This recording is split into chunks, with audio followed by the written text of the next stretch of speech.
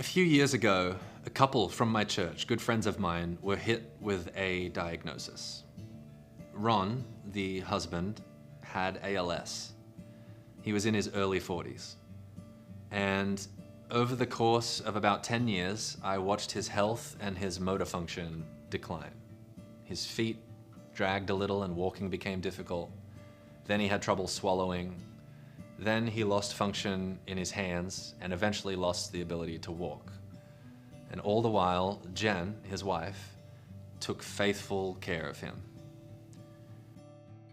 Towards the end of his life, when he was in a facility and he had lost all control of his body but was still fully conscious, I had the opportunity to visit him and sing some songs for him. He absolutely loved music and the guitar, and it was sad to see him lose that ability. I'll never forget what I felt during that visit. Ron was all there. Like, he was fully present mentally, but his body was completely failing him. He couldn't speak except in groans. He couldn't move or even really gesture with any kind of accuracy. And the thing that impacted me the most was the care that Jen took and the love that I saw on display there.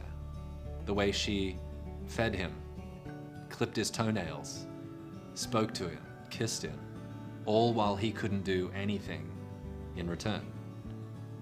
I was struck by the fact that in this scene, this moment, there were two things unfolding at the same time. There was clearly suffering, a kind of horror as this disease ravaged Ron's body. Nobody would wish for that. And in the same moment, there was immense beauty in the way that Jen attended to his suffering and the love that she had for him.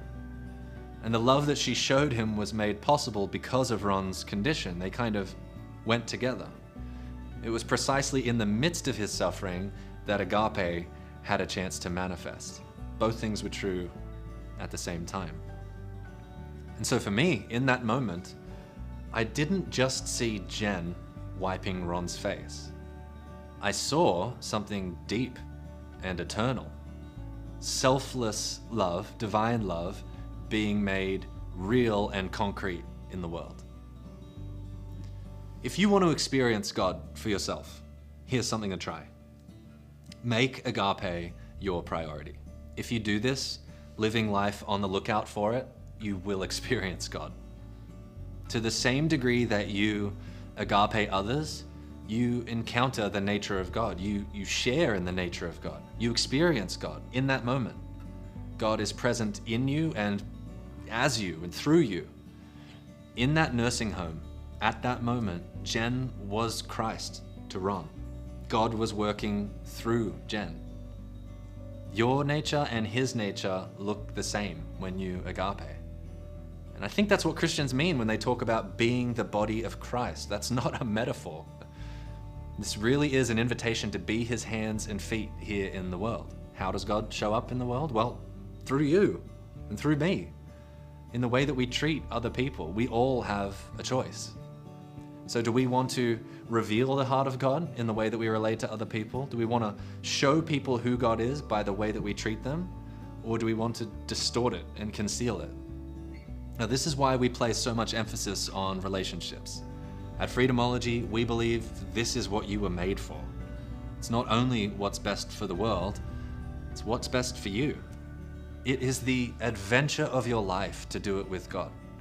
And it doesn't mean you don't struggle, doesn't mean it's easy, but it means A, you're on a trajectory, you're headed somewhere and aiming at something, and B, you get these glimpses of him as you share in his nature. So if we're going to try to live a life of agape, which is a pretty high calling and can be a tough thing to do, I think we have to be connected to the source of agape, ourselves, the source of our life. If it's just you out here in a cold, empty universe trying to love it unconditionally, I don't know. I think that's a flame that seems like it could flicker out pretty easily. But if you've got a direct connection to the creator of the universe, the source of it all, the source of agape love, if you're plugged into that, then you're equipped to love the world well. And what do I mean by plugged in? I mean attending to it. I mean putting your attention on it, reflecting on it, contemplating in prayer, having a relationship with this being, this person. then I think you'll be capable of loving the world in a never failing kind of a way, not growing tired kind of a way. And that's what our world needs. We need more people like Jen. We need superhumans. This world needs supercharged, agape-focused people who are ready and willing to love when there is nothing in it for them. And that's the call to adventure that's open to you right now. You can move from just being interested in this to committing to doing life God's way and with Him, to join Him in what He's already doing, almost like a secret agent on a covert mission. I'm telling you, if you're like me and you're skeptical, but you want to experience God, make agape your priority. Look for it, give it, commit to it, and watch what happens.